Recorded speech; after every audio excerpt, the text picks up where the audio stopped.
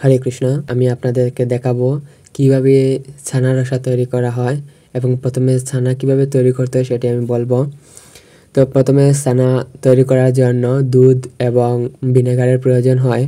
যখন দুধ এবং ভিনেগার দিয়ে ছানা তৈরি করবেন তার পূর্বে দেখতে হবে দুধটা যদি পাউডার হয় তাহলে পরিমাণ মতো জল মিশিয়ে জাল দিতে হবে, আর যদি লিকুইড হয় তাহলে ওইটাতে আর জল মেশানোর কোনো প্রয়োজন নেই, জাল দিবেন। যখন দেখবেন যে দুধটি গরম হয়ে গেছে তখন পরিমাণ মতো ভিনেগার দিতে হবে যাতে দুধ এবং পানি দুইটা যেন আলাদা হয়ে যায়। যখন দেখবেন যে পানি থেকে দুধ আলাদা হয়ে গেছে তখন সেটি নামিয়ে দিবেন এবং নামানোর পর ছানার যে কাপড় আছে সেই কাপড়ের মধ্যে ঢেলে বেঁধে ঝুলিয়ে রাখতে হবে যাতে ছানা থেকে সেই জল যেন ঝরে পড়ে যায়। এবং এটা পড়ে যাওয়ার পর এভাবে আপনারা ছানার পিস পিস করে নিতে পারেন। যদি পরিমাণে বেশি হয় ছানা তাহলে বড় বড় পিস দিতে পারেন, আর না হয় এরকম ছোট ছোট পিস দিয়ে আপনারা রান্না করতে পারেন।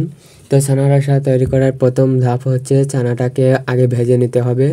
যখন ছানাটা ভাজবেন হালকা হলুদ দিয়ে ভেজে নেবেন এবং কম ভাজবেন যাতে বেশি ভাজা না হয়। যদি ভাজা হয়ে যায় বেশি তাহলে ছানাটার যে সফট সেই সফট আর থাকে না, সেজন্য কম ভাজবেন এবং কম ভেজে সেটিকে নামিয়ে নেবেন।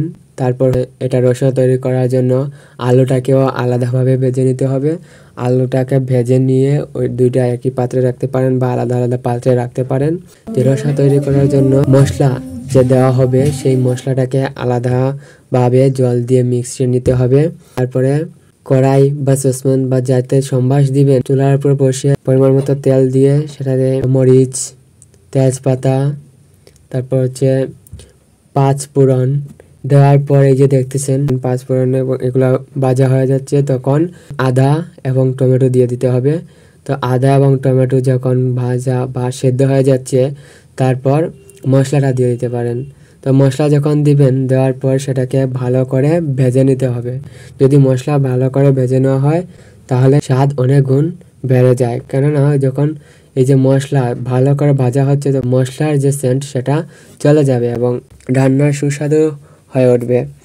তো এভাবে কি করতে হবে যে তেল এবং মশলা যতক্ষণ পর্যন্ত আলাদা না হচ্ছে ততক্ষণ পর্যন্ত নাড়াতে হবে। তারপর সেখানে আলু এবং ছানা দুইটা একই সাথে ছেড়ে দিতে পারেন বা ছানা রসা নামানোর কিছুক্ষণ আগেও ছেড়ে দিতে পারেন। এভাবে ছানা এবং আলু ছেড়ে কিছুক্ষণ তারপরে সেখানে গরম জল দিলে ভালো হয়। গরম জল দিলে রান্নার টেস্ট বেড়ে যায়। যদি গরম জল না থাকে তাহলে আপনারা ঠান্ডা জল দিয়ে রান্না করে নিতে পারেন। এভাবে যখন জল দিয়ে গরম করবেন পরিমাণ মতো জল দিয়ে রান্না করবেন। রান্না করার পর যখন জাল দিবেন জাল দেওয়ার পর একটা পর্যায়ে এরকম ছানা রসা হয়ে যাবে।